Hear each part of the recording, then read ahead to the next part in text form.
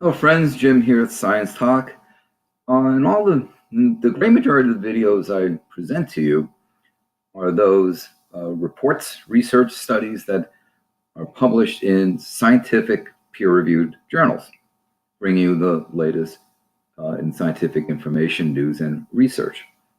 Very rarely do I report on something that's not found in the peer-reviewed journals. The one I'm going to talk to you about here, the Bering Sea Ice, is one of those exceptions. And the reason why it's one of those exceptions is that the gentleman that's featured here is someone I have worked with, someone I know, someone who is an excellent, meticulous scientist, does excellent research, very meticulous research. So basically, what he put here, what he published here, I'm going to accept that that's basically what's happening.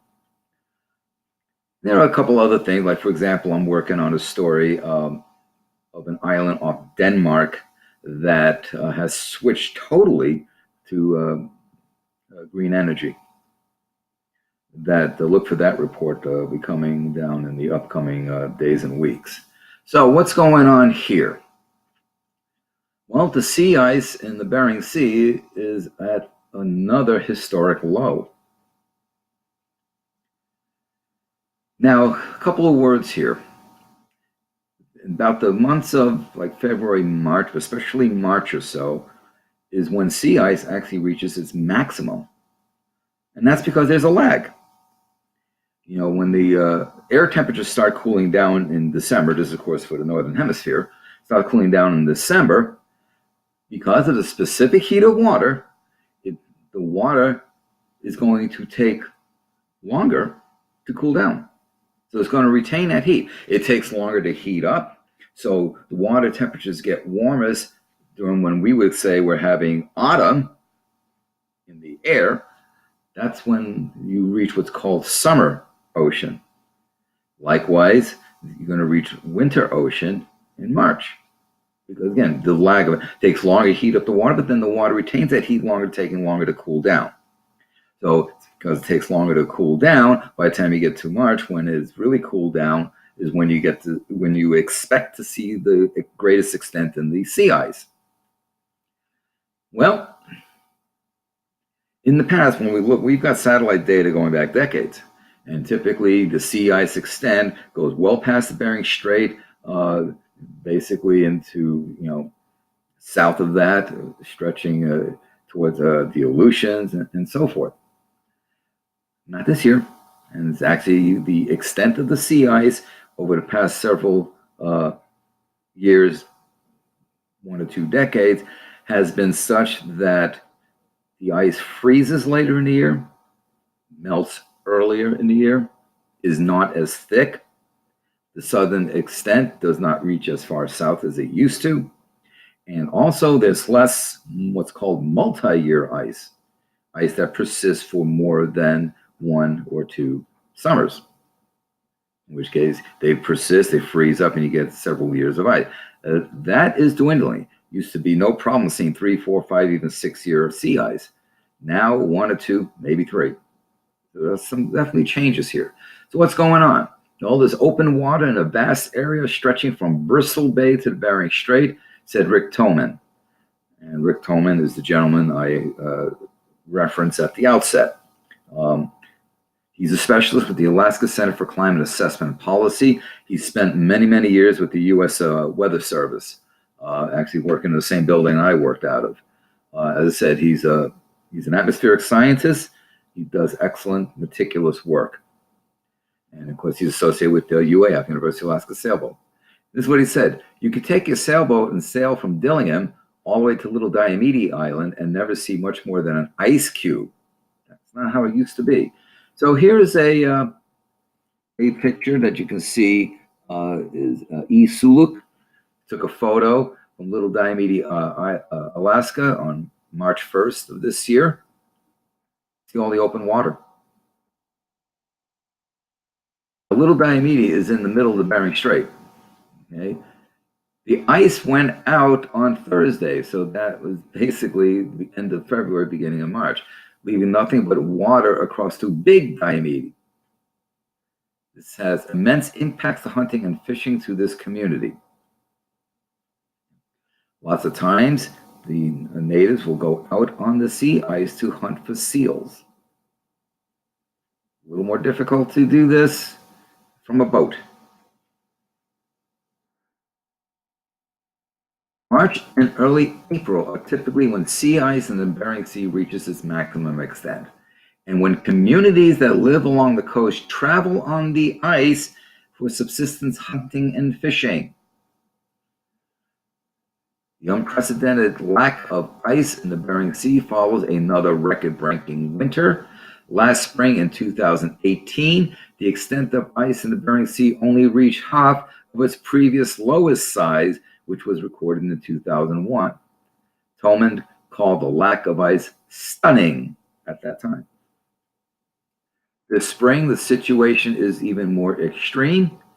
While there's more ice on the Russian side of the Bering Sea, there's virtually none on the Alaska side. Now, a lot of that has to do with current flow patterns. On the Alaska side, there's actually less ice than there was at the lowest point last year, Tolman said.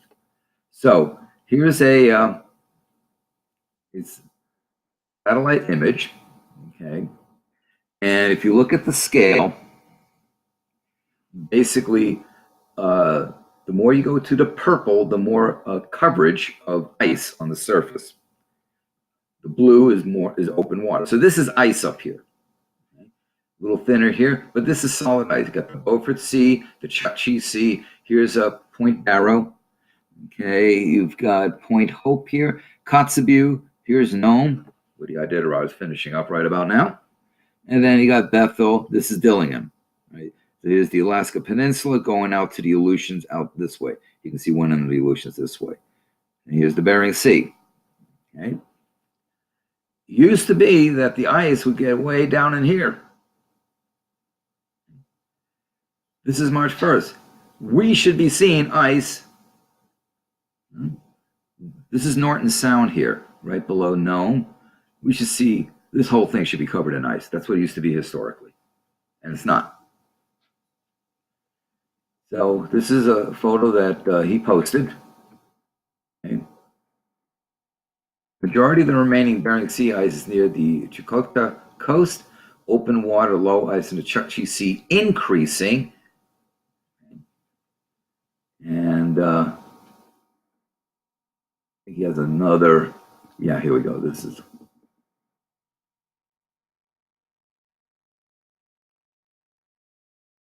the greatest sea ice extent, 2018 to 2019. So this is going from last winter. You see here's Norton Sound again. There's no talking about the ice used to go way down here a lot. This is March. There still should be ice here. Okay, this is January, right? January this year. The ice should actually be growing further south, not retreating.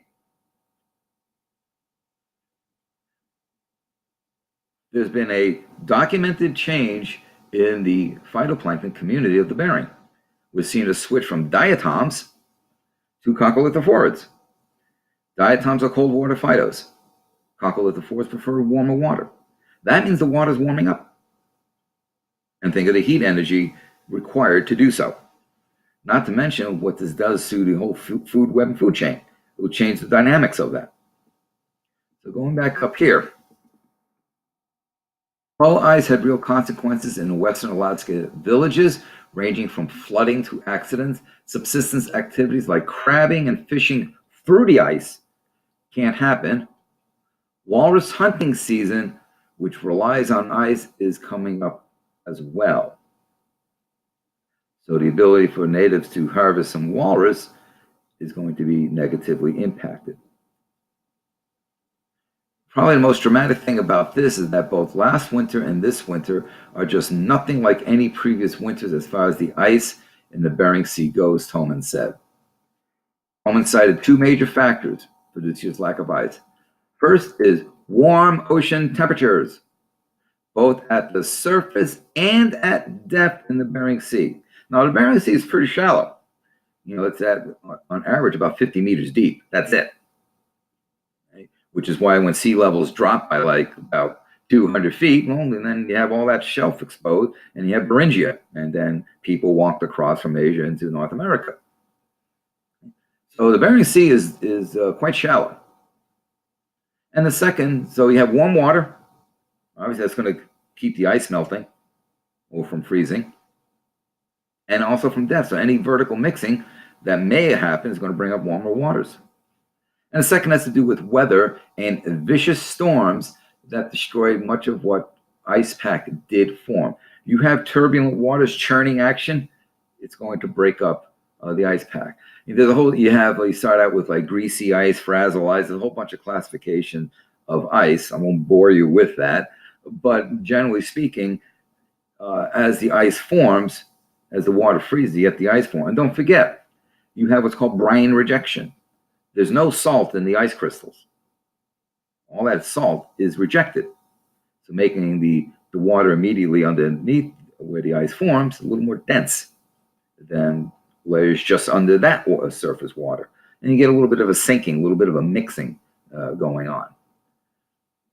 But you can take sea ice, melt it down, and drink it. The reason why it's called sea ice is because the source is derived from the sea. That's why. So most people mistakenly think, oh, sea ice has salt frozen in it. You're actually freezing the salt as well. No, the salt gets rejected, leaving behind the freshwater portion of it.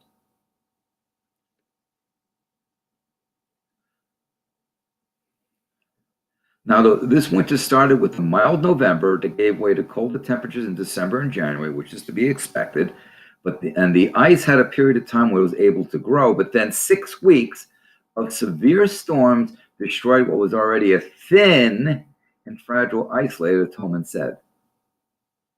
Lots of what Toman calls remnant ice broken up in those storms have been pushed up to shore in the Nome area and the south side of St. Lawrence Island, but in other places like Shishmaref, there's more open water. His reference to remnant ice is what's known as multi-year ice. Striking as how much sea ice has been lost through a series of storms on Alaska's Seward Peninsula. Seward Peninsula is where Nome is found. This here is the Seward Peninsula. That's the Alaska Peninsula. That's the Seward Peninsula. According to Toman, an area the size of Montana has gone from at least partial ice to water in 6 weeks.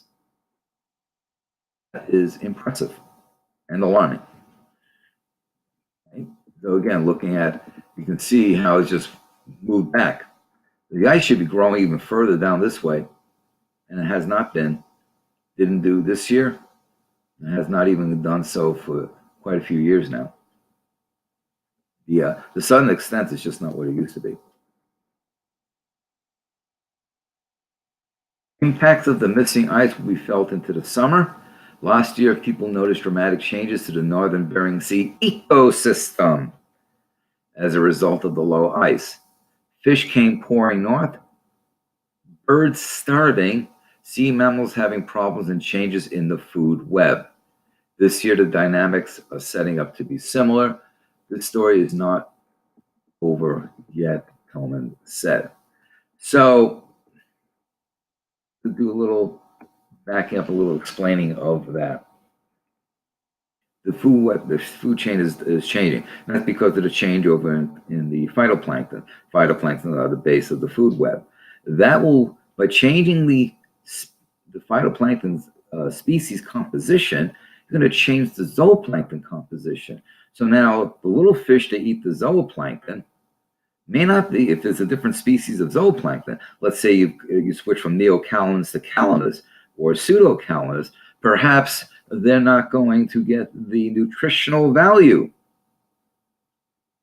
from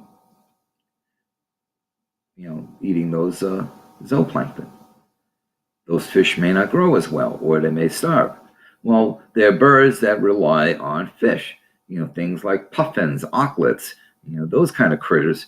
They rely on fish to eat and to feed their chicks that they're trying to raise. So that will present problems to the birds.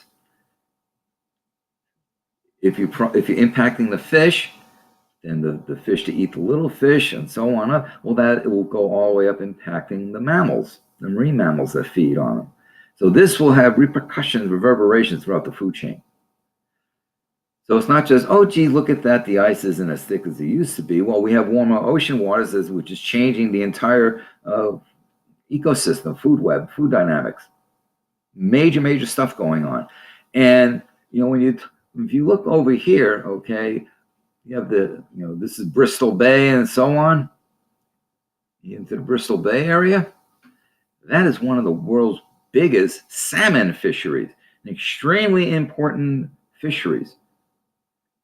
That could start seeing negative impacts. And there are many, many people, all the communities there rely on the salmon for subsistence. If you have a dog team, you fish salmon to feed your dogs. So this is not anything trivial. This is major. So I usually like to bring you reports from peer-reviewed journals, but I know Dr. Toman's work, and he does excellent work. And I'm sure he's probably had something in press based on this. So kind of consider this hot new information, but this is satellite imagery, and picture tells 1,000 words, and this is very alarming what's going on. So I just wanted to share this with you, and thank you for your time. Hey friends, this is Jim reminding you to subscribe and share my videos. Also, don't forget to click the bell so that you know when I drop a video in. And I'm also asking for you to please support the work that I do by becoming a patron at patreon.com. Details in the description box below. Thank you for your continued support.